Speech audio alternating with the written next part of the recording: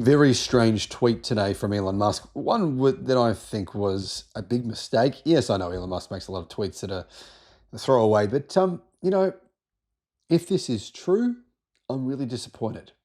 Really disappointed.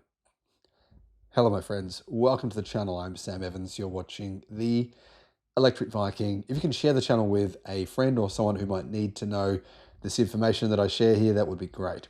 Elon Musk tweeted something the other day, and I read an article about this on electric, and I've got to admit, even though I think a lot of the stuff on electric is written for 12-year-olds, I agree with the concept in general. The overall tone of the article was ridiculous and childish, but in general, the argument was accurate.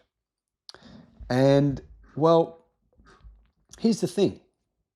In response to a question about production of the new Model Y L, the new Model Y L, it's the lightest, most affordable electric 7-seat or 6 or 7-seat electric SUV, in theory, that the world might never see. It was meant to be a global car, but now Musk is saying this. This variant of the Model Y doesn't start production in the US until the end of next year. Might not ever, given the advent of self-driving in America. I do think Musk is an exceptionally intelligent person, but I've got to question why he contradicted himself in the same tweet. He says it will start production in the US at the end of next year, but then he says it might not ever, given the advent of self-driving in America. I'm totally baffled. What on earth does self-driving have to do with middle America? The many Americans who don't live in cities, don't get taxis. There is still hundreds of millions of Americans who probably won't be using robo-taxis for the next 5 years, at least. Musk seems to be in denial about the true state of the US population, in my opinion. Now, Electric have said that the Tesla Model Y L will be a complete failure in China. And therefore, it should be sold in the United States because it will be a huge success in the United States. Even though Electric think it's a joke and they've criticized it, they've said it will still be a huge success in the United States, but it will be a complete failure in China because its rivals are much better cars and they're cheaper. And interestingly, it turns out that Tesla got 40,000 orders within 1 day in China. 40,000. In fact, Tesla has never received that many pre-orders for a model, except the Model Y, the original Model Y, in history, on any day in China. In other words, it's basically the most successful car in China for Tesla ever. I don't know why Electric didn't bother doing any research on that, because that information was pretty easy for me to find. Anyhow, my point remains. I do think that Musk saying this about the Model Y, it's contradictory, it's confusing. I don't think as a CEO you should intentionally try to confuse the potential population who might buy the car. Realistically, if someone says this, like if you think about it, let's say I'm thinking from my perception, I own Tesla for a second, yeah, and I'm the CEO, and I want to sell a product, and I want to sell as much product as I can because that's my job. And I'm saying to people, yeah, it's got to be here by the end of next year, but actually, no, we might not ever do it. I mean, if you're the customer base, what are you going to think about someone saying that? First of all, you're going to go, well, okay, I'll buy something else. Or you're going to say, this person doesn't know what they're talking about. They're contradicting themselves in the same sentence. I can't trust that. That's crazy. So generally, I don't do any critical videos on Musk, but I think he needs to think a little harder on some of the stuff he's tweeting before he actually tweets it. Because, I mean, come on, it's silly. And it's also silly because the truth is the Model Y L is a phenomenal car. It is. Like I said before, it's the lightest weight, 6 or potentially 7. You could easily put 3 seats in the middle. 6 or 7-seat electric SUV in the world by a mile. I mean, literally by a mile. It's only just over 2,000 kilograms, which is phenomenal.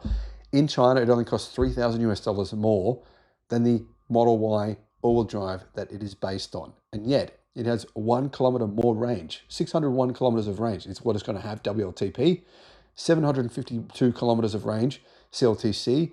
Aerodynamics are phenomenal.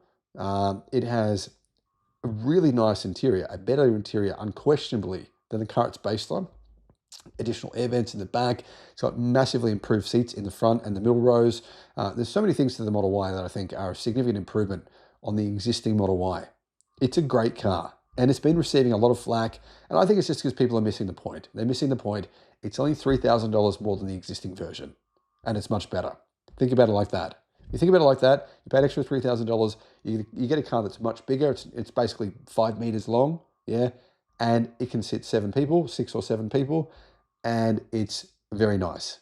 It makes a lot of sense. So I hope that Musk changes his mind and decides conclusively that the United States will get the Model Y L because it would sell very well in the US, as it is selling in China. Now, as far as I'm aware, the Model Y L was intended to be a global car. That's what Tesla had planned on. And they haven't confirmed, they haven't said that it's coming to Australia, but I believe it is.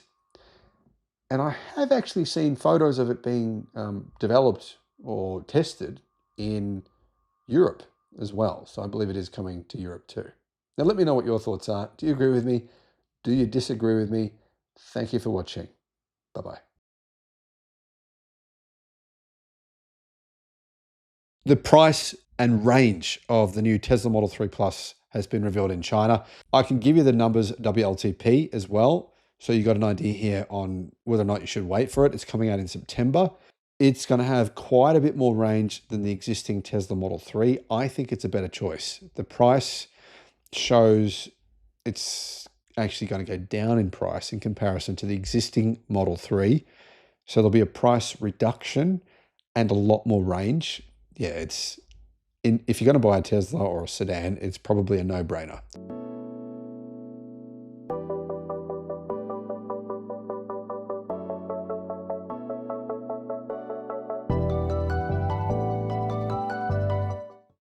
Hello, my friends. Welcome to the channel. I'm Sam Evans. You're watching the Electric Viking. Great to have you with us. Model 3 Plus.